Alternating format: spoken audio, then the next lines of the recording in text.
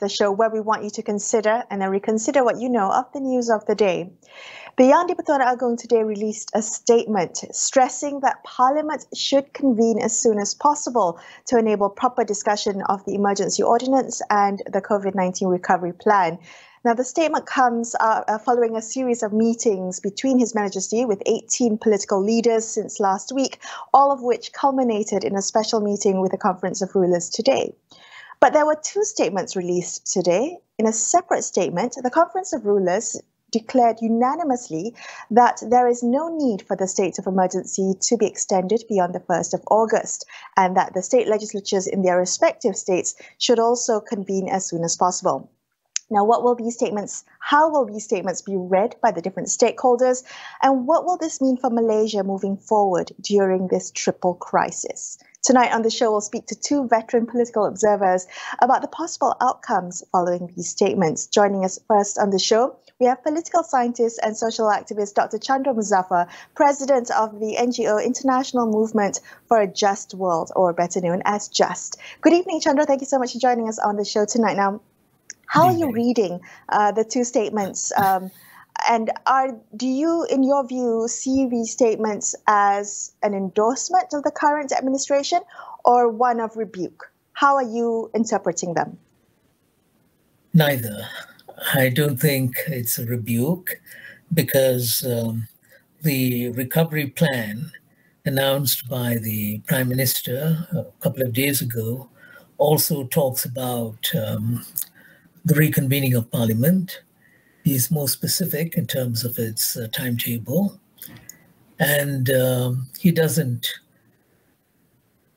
mention the extension of the emergency, which was not in the pipeline at the beginning, because if you remember the declaration of emergency in January this year, it did say that it could end before the 1st of August or by the 1st of August. So I don't think the government has talked about wanting to extend the emergency.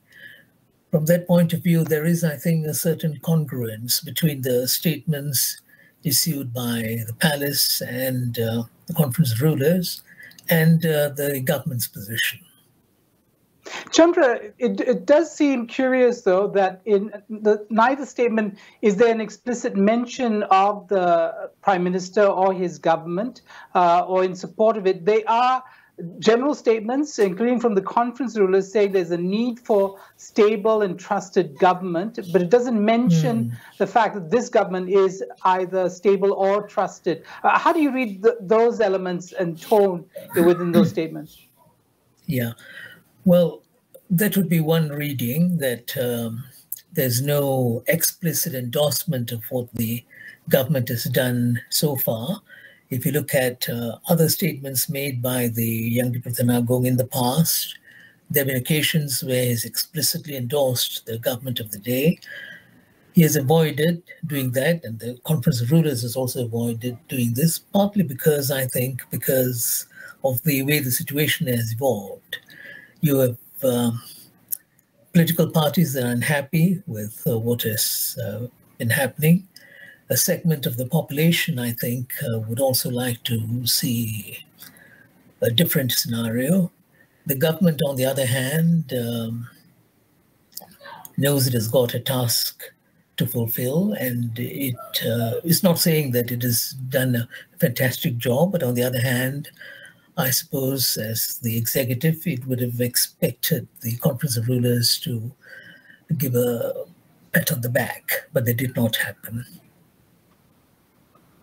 Chandra, in this statement, the Yang di-Pertuan Agong stressed that Parliament should convene as soon as possible, but he also made a statement on the 24th of February in which he said that Parliament was able to convene during the state of emergency. I'm just wondering whether you see any difference in terms of urgency from the two statements, the one from today and the one from February, granted the use of the word boleh bersidang in February and currently perlu bersidang for today's statement. Do you think that that might, show a certain sense of urgency coming out from the palace? I would interpret that in a slightly different way, Malaysia. I would say that perlu is against boleh bersidang. Perlu suggests that it is necessary. One has to bersidang, and it's stronger. It carries more weight. In other words, it's the palace's way, or the Conference of Rulers. It's their way of telling the government of the day that it should not delay the reconvening of Parliament. And I think quite a lot of people will go along with that. Why? Because there are major issues that have to be addressed, where members of Parliament, as elected representatives of the people, should have their say, and there should be open deliberations and all the rest of it. Among them would be the recovery plan. The recovery plan is important, and I think it is critical that the legislators have their say.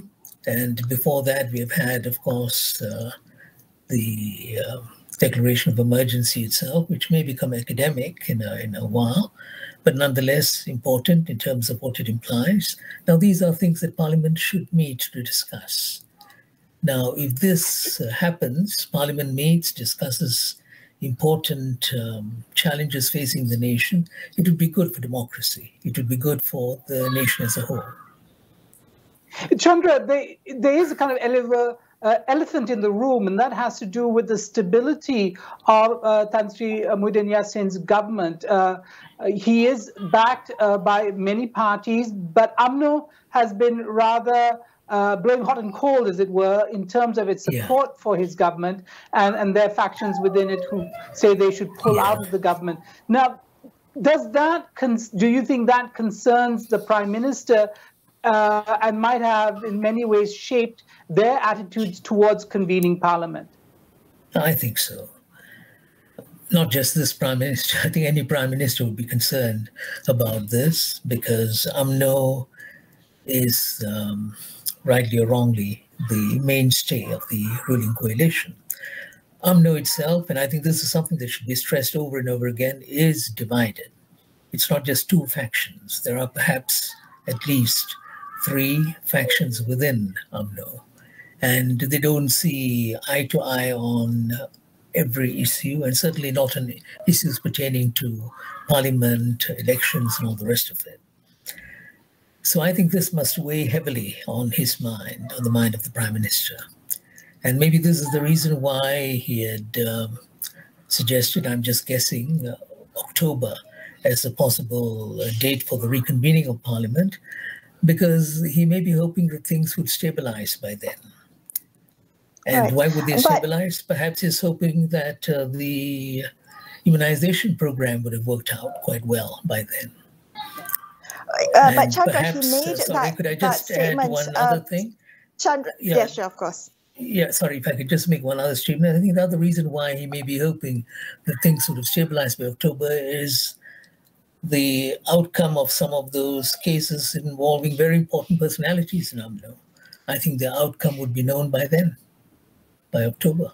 Oh, that's interesting. That's a point I've not seen made in the public domain before. Can I ask you though? He did make that announcement for the National Recovery Plan before the statements were announced today, so that September-October deadline was given before the ruler's statements. I'm wondering, do you think that these statements could possibly have him recalibrate his decisions or his timelines? What options remain with the Muhyiddin Yassin administration at this point in time?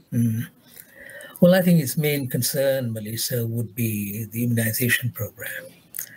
If the immunization program meets its stipulated targets, if, let's say, by October, 40%, 50% are immunized, then I think he would want to proceed along those lines. If, on the other hand, the situation is not looking good, he may even have reasons to postpone some of the other goals that he's set himself.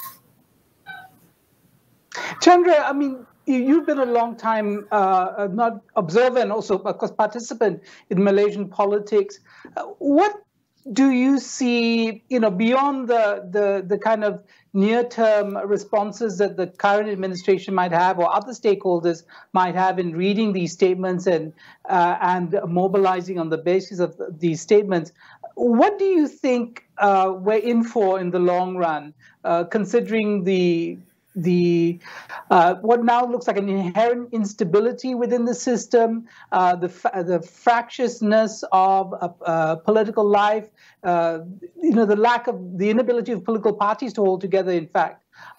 What trends do you see shaping Malaysian politics in the near term? Good question, Sharad.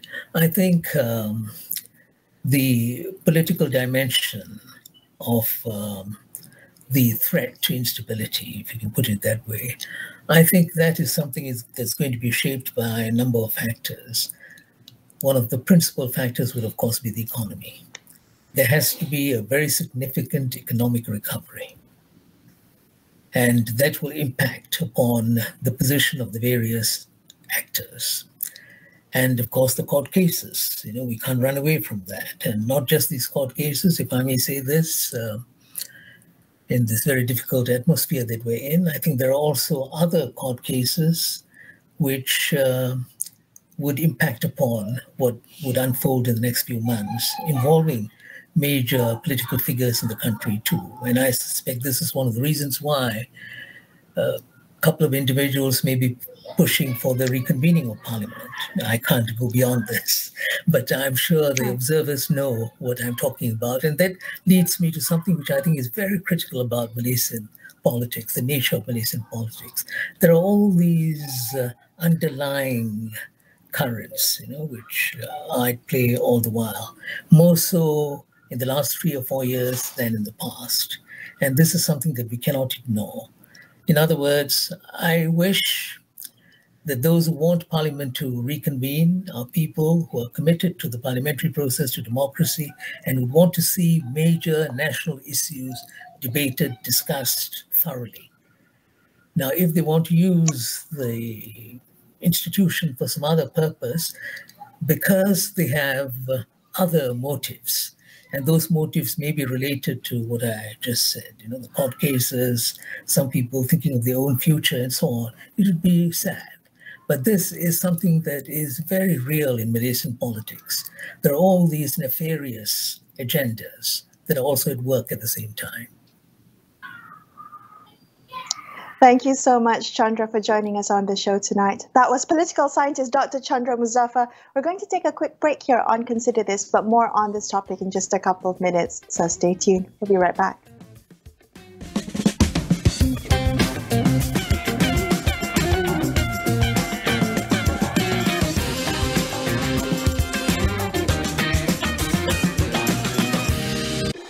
Pertembungan 24 pasukan terbaik Eropah kini bermula. Setiap detik, setiap gol, maka lebih sukar untuk COVID menjangkit kita. Untuk tempoh 2 minggu ini duduk di rumah.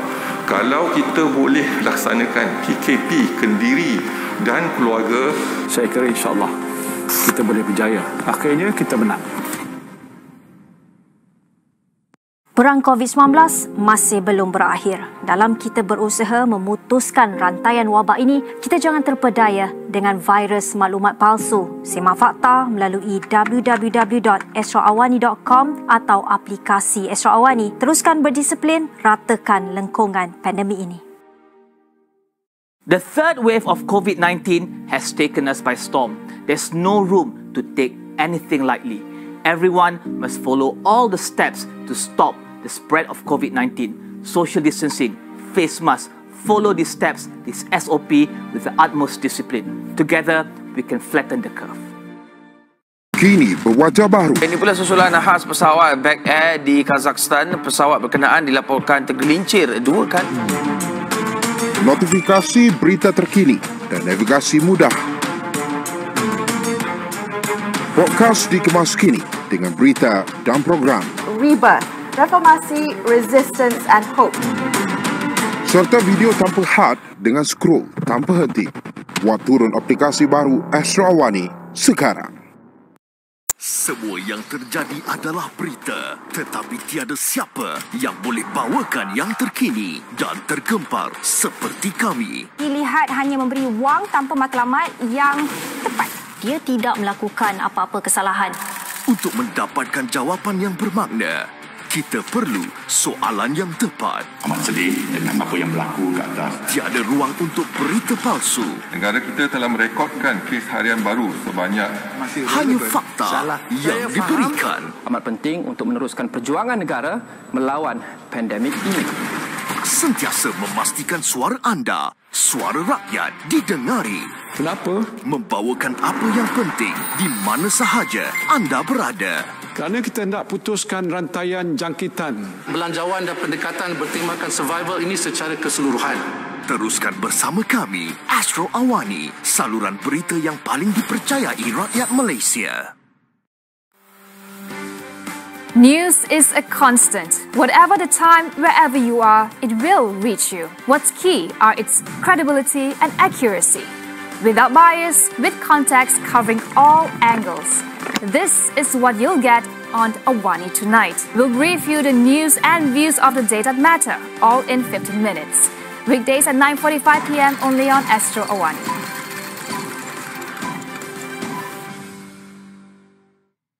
Perang COVID-19 tetap belum berakhir. Pastikan setiap langkah berjaga-jaga diamalkan, dari kebersihan tangan, pemakaian pelitup muka, penjarakan fizikal. Kesemuanya amat penting untuk pastikan pandemik ini dibendung. Fokus kita sekarang adalah gelombang ketiga. Elakkan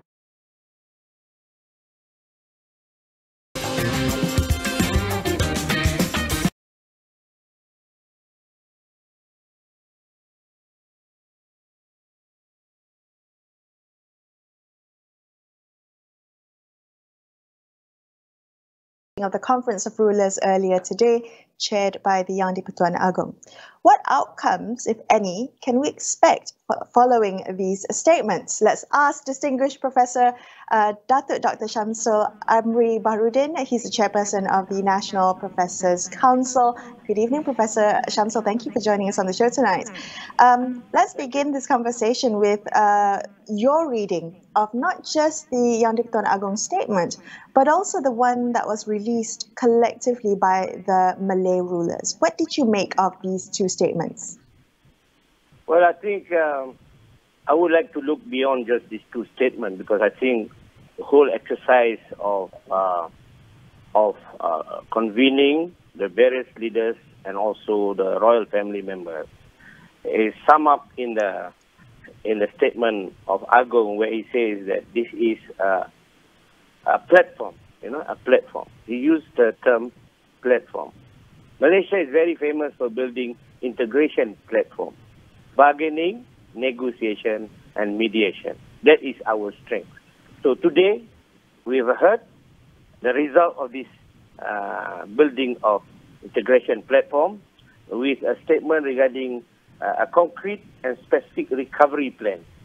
He doesn't call it recovery plan, but I see it as a recovery plan because it's got the elements of recovery plan that the government have announced a few hours ago, 48 hours ago. So I can see that almost when we talk about the parliamentary sitting that the Agong wants to be held, it to be held as soon as possible, it's all about providing the agenda for that meeting. So Agong has listed out the concrete and specific items that he thought that you should talk in the parliament about reduction of number of people affected by COVID, 80% target for herd immunity, strong and stable government, and then issue of budget, and all those stuff that has to be discussed. So I think he has provided what he wanted the parliament to think and to start thinking before they meet and discuss. So it's almost like a special parliamentary meeting. Sorry, if I can interrupt you. There is concern about the difference in tone between the February 28th statement and the one that was produced today. The difference between boleh bersidang and perlu bersidang, and in fact the Conference of Rulers statement suggesting that there should not be an extension of the emergency, which has been in fact the reason used not to convene Parliament. how are you reading all these things? I mean, especially in terms of the sense that you have about whether these statements are a rebuke or an endorsement of the current administration. Well, I think it's not so much, but it is endorsing the current administration, you like it or not, because Agung works on the advice of the Prime Minister in the end. Okay, so that's what the Constitution wants. We want something else, but the Constitution wants something else. So even though this is apparently independent of the government, which I don't believe so, it has to be closely related. Can you imagine boleh or perlu issues as a progression? We have gone through how many months? We were waiting, and here we are. What do we do now? Have we had to have this to sit? The parliamentary sitting has to be urged now, or shall we wait? So all these are there is an unwritten, unspoken meaning to it's revealed to us in many ways. Yeah. So I think it's just very clear that I see there's no difference very much between the National Recovery Plan, the 4 different stages, and the content of this, except that now they want this issue, National Recovery Plan, to be discussed in the Parliament and how to revive the economy. So I think the Parliament is important insofar as giving viewpoints outside. You know, it used to be outside the ring, so to speak, but now in the Parliament they are able to say this and whatever they want to say, critic or otherwise, constructive or otherwise, which I think the public is also waiting, because the public is also divided. Whether focus on the COVID or focus on political stability, and apparently these two is the if I may interject. Yep. Professor Shamsul, do you think that Parliament will be convened earlier than what was mentioned yesterday during the National Recovery Plan, earlier than the expected September-October timeline? Now that these statements have come out, will we see Parliament? Is there an urgency to convene Parliament? Yeah, of course. But then urgency is not without qualification. The qualification is try to achieve the target 80% community vaccinated, and reduce the number of people affected by COVID, vaccination as exit strategy. These are all conditions towards whether enough or not for the Parliament to be safe or not for the Parliament to sit. So I think the month September, October, this is planning. This is a technique of planning that I have been involved with so many times. You know, they give you a set time, but they also have time for variation order, we call it in business. So we have, these are things that expectation versus plan. This is a plan. And I think they can be shifted. Yeah, so you're reading this as giving wiggle room for the current administration to basically do what it deems necessary, right? So this puts no pressure. If I'm reading you correctly, this puts no pressure on the current administration to actually change its plans. The question is, will other stakeholders read these statements differently? And will they be backed by the kind of tone and the language used in the statements to say, in fact, Parliament can be convened right away? After all parliamentarians have been vaccinated, and Parliament building is SOP compliant. Yeah, but we must also remember there's a huge business sector that also wants this thing to be resolved. There are 3 things they want to see. Number 1, the number of daily COVID infections is reduced. Number 2, the capability of the public healthcare system based on the bed utilization rate in intensive care ward are sustainable, and the speed of vaccination. These are the only 3 important things for business people to look at. And also, in some sense, the parliamentarian cannot go beyond this. They just have to discuss these matters clearly and putting across their opinion. And then they can suggest. I think the most interesting thing that you have to do now is not just Parliament. I'm looking on the ground. As a trained anthropologist, I'm looking at what happened on the ground. How many people get injected today? How many get tested? I think these are basic still to a lot of people on the ground. So you can go on talking about at a higher level, so-called, and plans and whatnot. But I think this is where the government needs a lot of space to, for example, this evening I heard KJ was talking about the detailed plans of different sections of the society. How do you deal with rural people in Sarawak? I mean, I don't know whether the parliamentarians are going to discuss this really, but I think the nitty-gritty has to be dealt with. And I think this is where simultaneously the big picture must be addressed and the nitty-gritty must be resolved. Can I ask you, in the few minutes that we have left, I'm just wondering, I know you said to look beyond these two statements, but I think it's been a culmination of a heightening political risk profile for Malaysia, which also impacts the economy and business sentiment and investor confidence and all of that.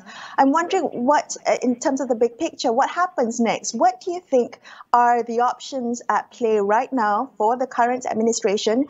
Where do we go from here? What cards should be on the table right now? Well, they are the one who's going to decide when the parliament will sit. Okay? Of course, with endorsement from AGO. So, why do they want to sit? If they want to sit, they must make sure they have these three things achieved. Good rate of achievement is high. Capability, the number of daily COVID is reduced. Capability of public health care is improved.